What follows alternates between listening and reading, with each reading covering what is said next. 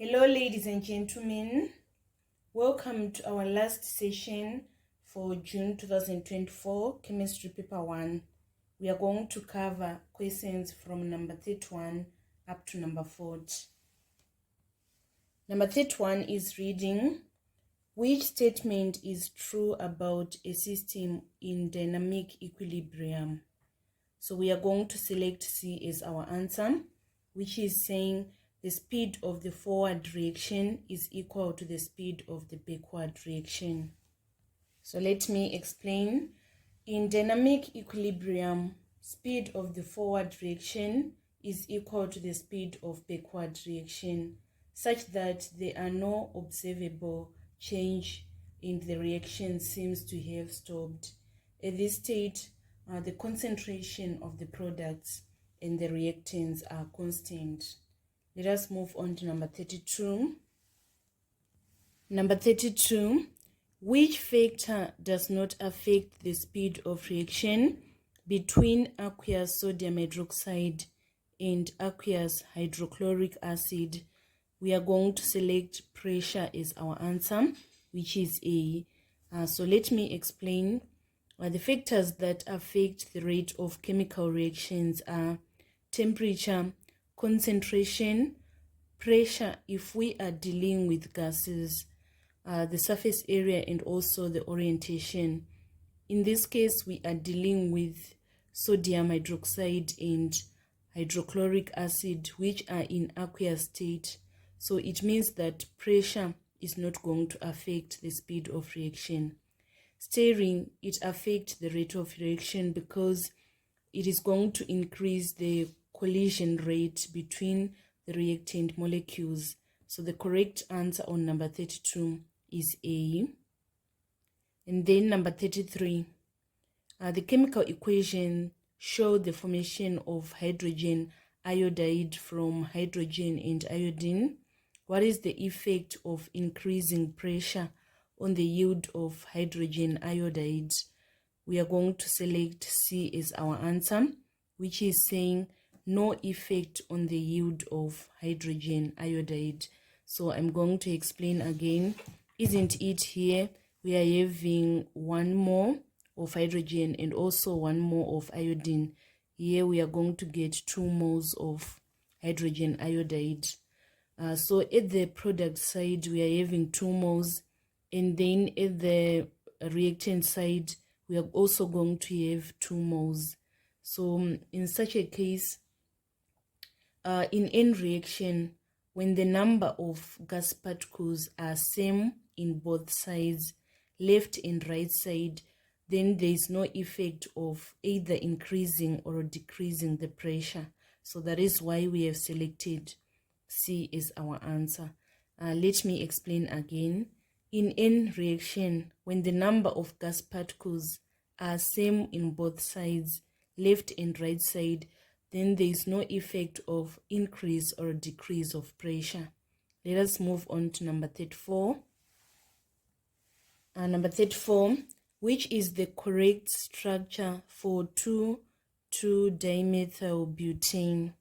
So 2,2-dimethylbutane is an alkane that is butane substituted by 2 methyl groups at position 2.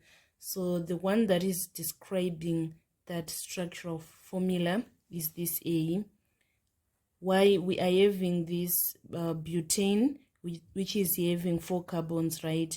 And then at position number 2, we are having 2 methyl groups. So that is the description of 2,2-dimethylbutane. It is an alkane that is butane substituted by 2 methyl groups at position number 2. Let us move on to number 35. Number 35, the diagram shows the structural formula of an organic compound. The name of organic compound shown is propanol. Correct answer is D on number 35. So the reason why we are saying this propanol, it is having this OH group. So it is known as propanol because it is having 3 carbons in this OH group. So that type of alcohol is known as propanol. And then number 36, which structure is a polymer of CH2, CH chlorine? We are going to select B as our answer. Why are we saying so? Isn't it we are having this CH2? It means that this carbon is connected to hydrogen and hydrogen. And then this carbon number 2 is connected to hydrogen and chlorine. So this one is the one that is describing the structure of a polymer of CH2, CHCl. Let us move on to number 37. And number 37, zinc metal reacts with a solution of copper 2 sulfate according to the equation below. We are having zinc solid reacting with aqueous copper sulfate to give us aqueous zinc sulfate and copper solid. The following are all observations made except the correct answer is C, which is saying the bubble of gas. When we react zinc and copper sulfate solution, we are going to have zinc sulfate plus copper. We are not going to have any gas being produced. So all of them, they are correct except the bubble of gas. What happens is that zinc is going to displace copper from copper sulfate and generate zinc sulfate solution. When added to copper sulfate solution, because zinc is more reactive metal, it is going to displace copper from its solution. So there is going to be a color change from blue to colorless, which is going to indicate this. But this one of saying the bubble of gas is incorrect because there's no gas that is going to be produced during that reaction. D is also observed because we are going to form a compound of transition element. The compounds of transition elements, they are colorful. Let us move on to number 38. Number 38, a 27-gram sample of X burns in chlorine to produce 133.5 grams of chloride. What is the empirical formula of the chloride given that atomic mass of X is 27? So what happens is that first we need to observe, to calculate the mass of chlorine that reacted. We are going to say the total, which is 133.5 minus 27. I want to find the total mass of chlorine. So we say 133.5 minus 27. We are going to get total mass of chlorine is 106.5. Next step, we want to find the mass of the number of chlorine that are in 106.5. Isn't it the mass of one chlorine is 35.5 grams?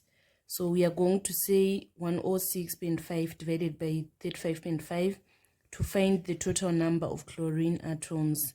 So we say 106.5 divided by 35.5. We are going to get 3 chlorines, right? So we are saying we are having one atom of X reacting with 3 chlorines. So it means that this is going to be our empirical formula. So we are going to select C as our answer. Or we can do the proper working.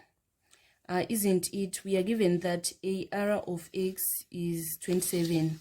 We need to find the atomic, the element with atomic mass of 27. It is this aluminium. So we are going to write the elements that are present. We have aluminium and also we have chlorine. And then the mass of chlorine, it is going to be 106.5.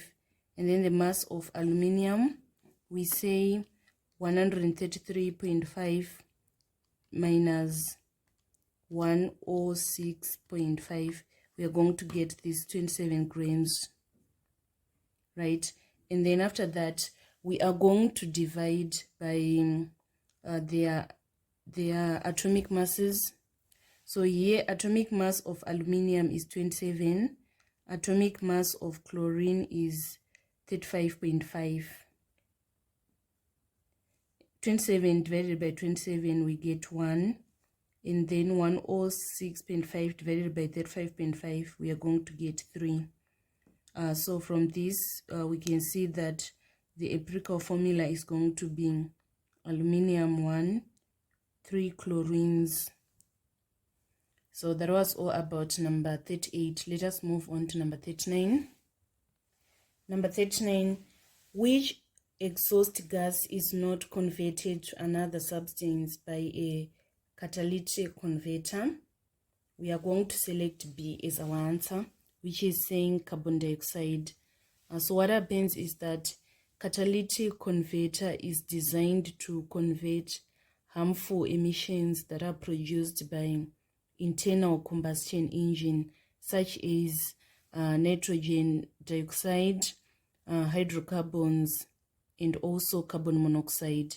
They are going to be converted into less harmful elements such as carbon dioxide, water, nitrogen, and oxygen. So the correct answer on number 39 is B. Then final question is saying which one is an advantage of using herbs? The correct answer is C, which is saying it is effective with chronic conditions. A, which is saying lack of dosage instructions. This is a disadvantage of using the herbs. And also B is saying lack of regulation. This is another disadvantage of using herbs. And then lastly, inappropriate for main conditions. It is a disadvantage of using herbs. So the correct advantage is that it is effective with chronic conditions. Using plants as medicine provide significant advantage of treating main chronic conditions. This marks the end of our series for June 2024 Chemistry Paper 1. Thank you so much, guys, for following me on this channel. Please don't forget to subscribe, like, and share my videos. I love you all. This is Eve signing out.